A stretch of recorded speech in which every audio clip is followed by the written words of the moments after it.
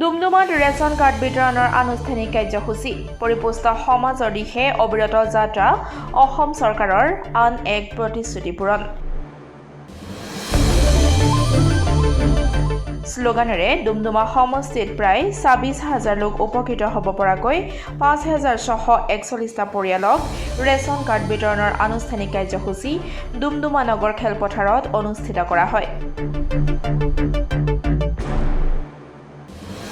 প্ৰায় ৩০০,০০০ লোকে অংশগ্ৰহণ কৰা এই আনুষ্ঠানিক সভাত অসম চৰকাৰৰ কেবিনেট মন্ত্ৰী বিমল বৰা, লখিমপুৰ লোকসভা সমষ্টিৰ সাংসদ প্ৰদান বৰুৱা, তিনিচুকীয়া জিলাৰ আয়ুক্ত স্বপ্নীল পাল আৰু ডুমডুমাৰ স্থানীয় বিধায়ক ৰূপেশ গোৱালা উপস্থিত থাকে।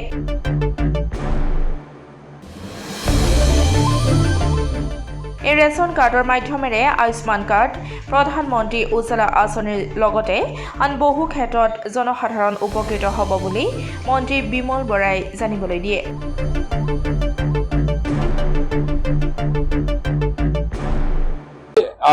ডুমডুমা সমষ্টিৰ ৫,৬৪১টা পৰিয়াললৈ প্ৰায় ২৬,০০০ লোক উপকৃত হ'ব পৰাকৈ তেওঁলোকৰ হাতত জীৱনৰ সপোন আৰু আশাবিলাক পূৰণ কৰিবৰ কাৰণে এক সাহস পত্ৰ তেওঁলোকক তুলি ধৰা হৈছে, যিখনক আমি ৰেচন কাৰ্ড নামেৰে জানি পাওঁ বা বুজি পাওঁ, যাৰ জৰিয়তে মই আশা কৰোঁ এই কাৰ্ডৰ লগত সংলগ্ন হৈ থকা অন্যান্য চৰকাৰৰ যিসমূহ সা সুবিধা আয়ুষ্মান কাৰ্ডৰ পৰা আৰম্ভ কৰি প্ৰধানমন্ত্ৰী উজ্জ্বলা যোজনালৈকে তেওঁলোকে লাভ কৰিবলৈ উপলব্ধ হ'বৰ কাৰণে সক্ষম হ'ব, যাৰ ফলত তেখেতসকলে দাৰিদ্ৰতাৰ লগত প্ৰত্যাহ্বানেৰে সাহসেৰে মোকাবিলা হৈ ইপ্সিত লক্ষ্যত তেওঁলোক উপনীত হ'ব পৰাকৈ জীৱনৰ প্ৰত্যয় লাভ কৰিব।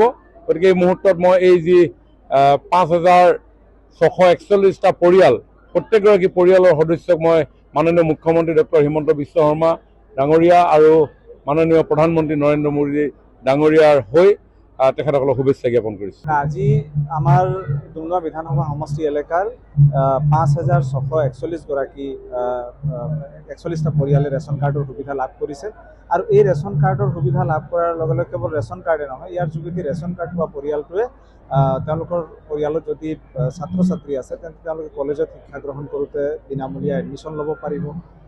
তেওঁলোকে আয়ুষ্মান কাৰ্ডৰ সুবিধা লাভ কৰিব, আয়ুষ্মান কাৰ্ডৰ যোগেদি ৫ লাখ টকাৰ মেডিকেল বেনিফিট পাব, উজ্জ্বলা যোজনাৰ সুবিধা পাব, তেওঁলোকে বৈদ্যুতিকৰণৰ সুবিধা পাব, ঘৰত বিভিন্ন ধৰণৰ সুবিধা এই ৰেচন কাৰ্ডৰ যোগেদিয়ে তেওঁলোকে লাভ কৰিবলৈ সক্ষম হ'ব। গতিকে যিটো পৰিয়ালে ৰেচন কাৰ্ড পাইছে তেওঁলোকে চৰকাৰী বাকী সুবিধাবিলাক লাভ কৰিবলৈ যথেষ্ট সুবিধা হ'ব আৰু ডুমডুমা বিধানসভা সমষ্টি এলেকাৰ মই ভাবোঁ অলমষ্ট সকলোবিলাক পৰিয়াল কভাৰ হৈছে। যি এটা দুটা থাকি গৈছে সেইখিনিকো আমি দিব পাৰিম, কাৰণ আমাৰ হাতত যথেষ্ট ৰেচন কাৰ্ড চৰকাৰৰ হাতত মজুত আছে, মাননীয় মুখ্যমন্ত্ৰী মহোদয়ে ইতিমধ্যে কৈছে। গতিকে সোনকালে আমি তেওঁলোককো দিব।